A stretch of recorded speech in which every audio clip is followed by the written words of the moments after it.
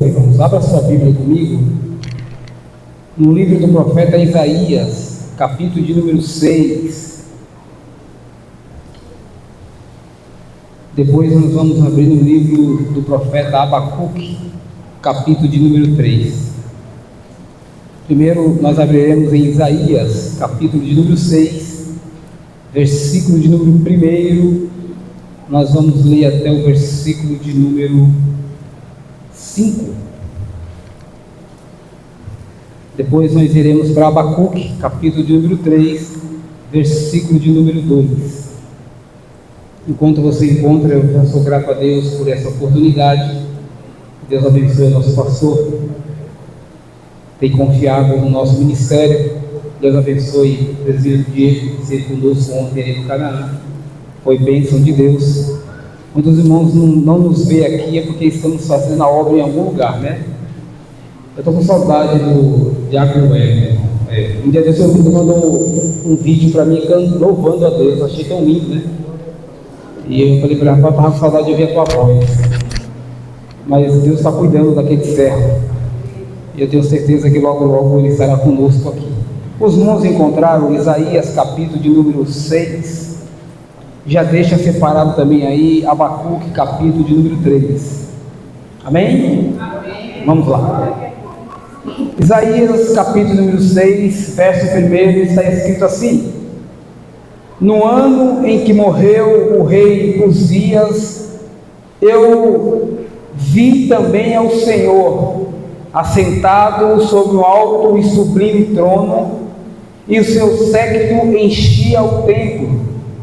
Serafins estavam por cima dele, cada um tinha 6 asas, com 2 cobriam os seus rostos, e com 2 cobriam os seus pés, e com 2 voavam, e clamavam uns aos outros, dizendo: Santo, Santo, Santo é o Senhor dos exércitos, a terra está cheia da sua glória.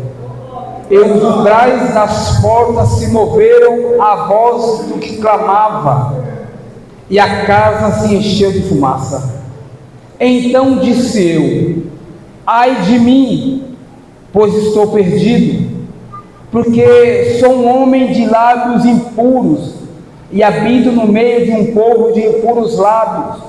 Os meus olhos viram o Rei, o Senhor dos exércitos. Abacuque, capítulo de número 3, versículo de número 2, vai estar escrito assim: ouvi, Senhor, a tua palavra e temi. Aviva, ó Senhor, a tua obra, e no meio dos anos faze-a conhecida. Na tua ira, lembra-te da misericórdia. Amém? Amém. Tomai o vosso assento, por gentileza.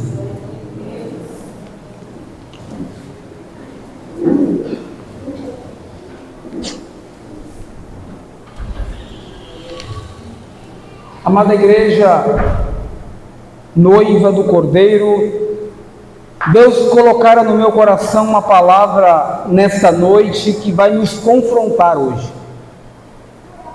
Eu fiz questão de ler a narrativa de Isaías e também fiz questão de ler a oração de Abacuque. O que é que tem a ver a oração de Abacuque com a narrativa, com a visão que teve o profeta Isaías? Nós vamos falar hoje talvez um pouco de uma palavra que é muito dita entre muitas igrejas, é dita principalmente quando fazemos campanhas, eventos. Quem não já foi ou quem nunca esteve num evento de avivamento? Mas nós vamos entender hoje o que era avivamento, o que era avivar. Vamos começar primeiro por nós, sabermos se nós estamos vivos, se estamos avivados. Isaías descreve uma passagem uma visão muito interessante. Ele vai dizer que no ano que morreu o rei, o interessante também é dizer que Isaías profetizou também para Judá e para Jerusalém, da mesma forma que o profeta Abacuque também profetizou há cerca de mais ou menos 607 anos antes de Cristo, para Judá, que estava passando por uma situação difícil, porque os caldeus tinham tomado Judá. Judá estava passando por uma situação que eu digo aqui aos senhores nessa noite, que era difícil, a ponto do profeta dizer por que é que Deus permitia que aquilo acontecesse. Mas nesta noite nós vamos tratar de alguns assuntos aqui que vai nos confrontar nessa noite, porque Isaías também profetizou nesta época, inclusive para Judá e também para Jerusalém. E é interessante que ele vai dizer que na visão que ele teve, ele viu o Senhor assentado em um alto e sublime trono. E ele vai dizer que o seu séquito enchia o templo.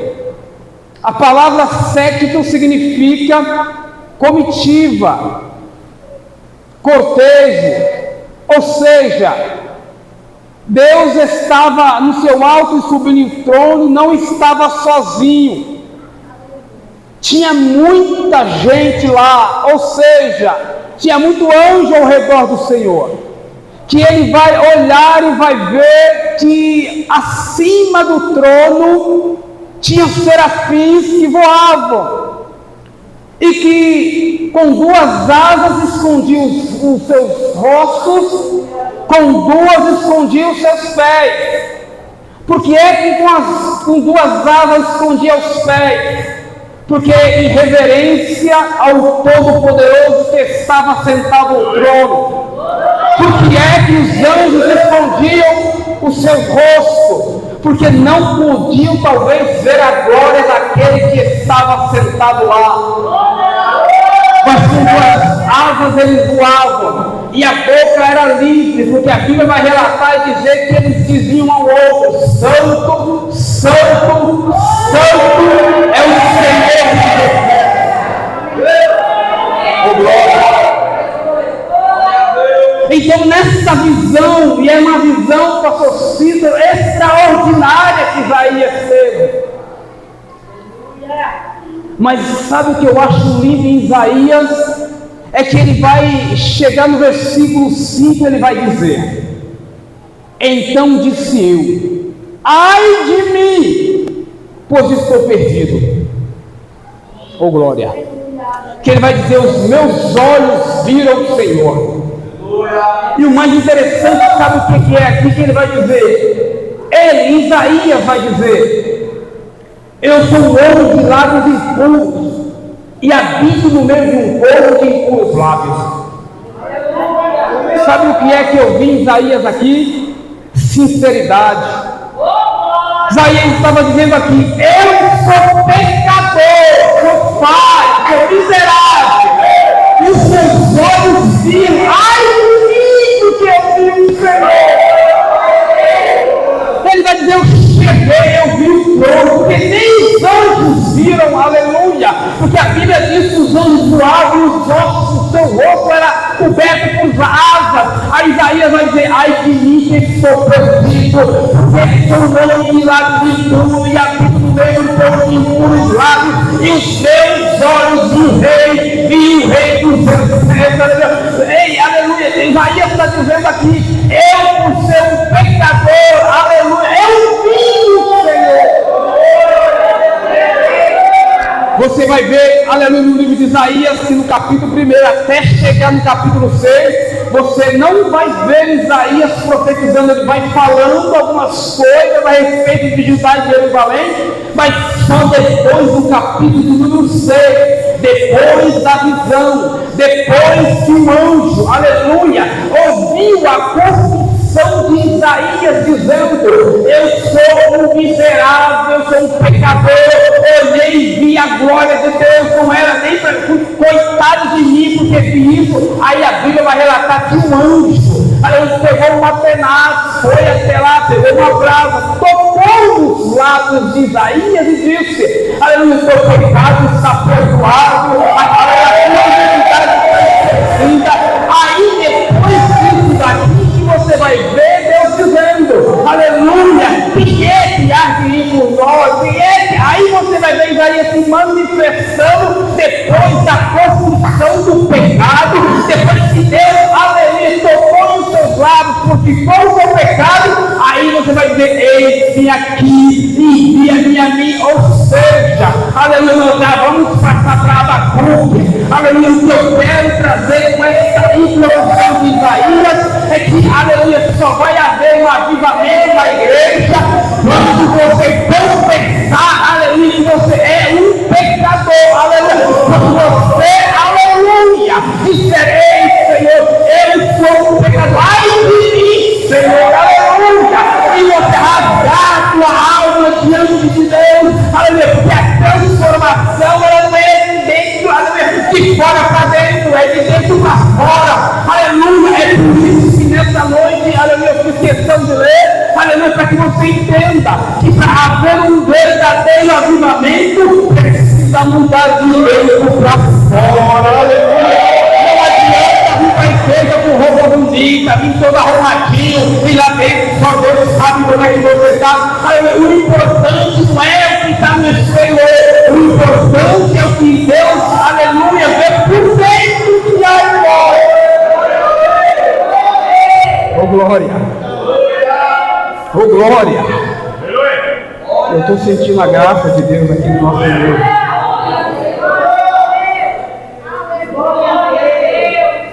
Deus usou Isaías a partir do versículo número 6, que você vai ver Isaías, que profeta foi esse homem.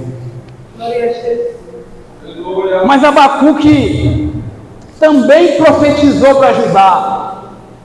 Como eu disse aqui, Judá estava passando por uma situação muito complicada, porque tanto a Babilônia quanto os caldeus tinham invadido Judá, e a Bíblia vai relatar que eram homens malignos, homens maus. A situação era complicada, era difícil para Judá. Aí você vai ver, aleluia, no capítulo 1 de Abacuque, você vai ver o castigo que veio sobre Judá. Sabe o que é que aconteceu? Aleluia, o que é que Deus se irava com o seu povo? Aleluia, é por conta da desobediência do povo, era por conta do pecado, da idolatria do povo. Aí Deus, irmão, que não divide a sua glória com ninguém, Deus castigava o povo mesmo, a ponto de você ver o profeta dizendo: Senhor, por que é que o Senhor permite que essas coisas aconteçam? Por que é que o Senhor permitiu, Senhor, que isso sobrevinha sobre nós? Era Deus dizendo: eu amo o meu povo, aleluia, não permito, não aceito, aleluia, que o meu povo divida, aleluia, a minha glória com ninguém. E era Deus tratando com o povo de uma forma tremenda, aleluia. Aí você vai ver, aleluia, o profeta intercedendo, aleluia, por Judá, aleluia, ele intercedeu por Judá, aleluia, se dobrando diante de Deus e orando a Deus por conta, aleluia, do que estava acontecendo. Mas deixa eu dizer uma coisa, olha só o que é que ele falou, aleluia, na oração no capítulo de número 3, ele vai dizer: ouvi, Senhor, a tua palavra e temi. A primeira coisa que aconteceu aqui foi que ele ouviu, ou seja, aleluia, a primeira coisa que faz o crente mudar é ele ouvir. E ouvir o quê? Ouvir a palavra do Senhor. Porque se você me disser que aqui não tem palavra, meu irmão, você está precisando limpar os seus ouvidos para ouvir direito. Porque palavra tem. Agora tem um outro detalhe aqui. Ele vai dizer: ouvi a tua palavra e temi. O que é temer? Glória a Deus. Infelizmente tem muita gente que não conhece essa palavra temer. Brincam dentro do culto. Na hora da palavra, irmão, parece uma passarela, vai para dentro e vai para fora. É um tal de ir no banheiro na hora da palavra. Não tem reverência na casa do Senhor. Aleluia, na hora da palavra, você está pregando, suando a camisa, pregando a palavra, estão comendo pipoca dentro da igreja, conversando sobre, ei, irmão, aleluia, deixa eu falar uma coisa, você me desculpa, pastor, mas eu vou falar, a palavra temer, aleluia, sabe o que é reverência, aleluia a Deus, aleluia, a palavra temer é você ter reverência, aleluia, ao Senhor dos Senhores. Se você não tem reverência, irmão, ao pastor da igreja, imagine a Deus. É por isso que Deus está dizendo aqui nesta noite, aleluia, para esta igreja. Veja, a oração de Abacuque foi: eu ouvi a tua palavra, Senhor, e temi, aleluia. Primeiro ele ouviu, segundo ele entendeu, aleluia. Ou seja, está faltando reverência na casa do Senhor. Está faltando. E eu comentei com minha esposa uma situação que eu vi aqui. Ela disse: não, mas aí, não, minha filha, é temor. Sabe o que é temor? É reverência. A gente está, não tem problema. Não, isso não tem problema, não, fica tranquilo. Não, é só, não, irmão. Aleluia. Ninguém foi da sua casa para vir aqui hoje para ouvir história de coxinha. Ninguém veio aqui para vir. Não, você não veio para vir ouvir aqui história do irmão Reginaldo, não. Você veio aqui para ouvir a palavra de Deus. Quando você sai do seu lar e vem aqui, você vem aqui para adorar e glorificar a Deus. Quando você se arruma para vir para o culto, você vem para adorar, para ouvir a palavra de Deus. Porque infelizmente tem muita gente que não vem para isso. E a questão de temer é uma coisa muito séria, meu irmão. Você encontra alguns jovens no meio da rua e eu pergunto: rapaz, você não foi mais para o culto? Eu estava em casa, não, sabe, cansado. Jovem com 14 anos dizendo que estava em casa porque não veio porque eu estava cansado. Ouve a palavra, meu irmão, mas não tem. Ouve a palavra. Eu estou falando dos jovens aqui, porque eu falo desses jovens, eu vou citar o nome deles aqui, mas porque eu tenho liberdade para conversar com eles. E se eu conversar com o jovem, eu não vou ficar passando na cabeça dele se ele estiver errado. Vou dizer a verdade para ele. É dizer para ele que ele precisa agora, aleluia, é agora que ele necessita de se salvar, porque do jeito que ele vai abrir um abismo, e o abismo vai ser aberto. Aí você vai dizer: não, hoje eu não vou, amanhã eu não quero, amanhã não dá, e aí você vai indo, quando você pensar que não, você não vem mais. Isso é conosco também.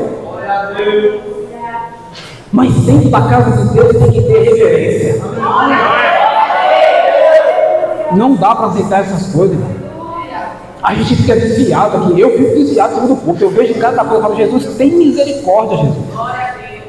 O pastor está pregando aqui, ele não percebe, porque ele está ligado no céu e está pregando a palavra, mas a gente está sentado ali, a gente vê cada coisa e fala: meu Deus do céu, como é que pode uma coisa dessa? Tira até a nossa concentração, porque, irmão, se você não prestar atenção, aleluia, quando acabar o culto, se alguém fizer uma pesquisa lá fora e perguntar o que foi falado, você não vai saber. Por quê? Porque tiraram a sua atenção. Isso aí é coisa do inimigo, que tenta tirar a nossa atenção do culto, para que você chegue aqui vazia e sai mais vazia ainda. Mas nessa noite o diabo caiu por terra em nome de Jesus Cristo, porque nessa noite tem palavra, tem que ter reverência.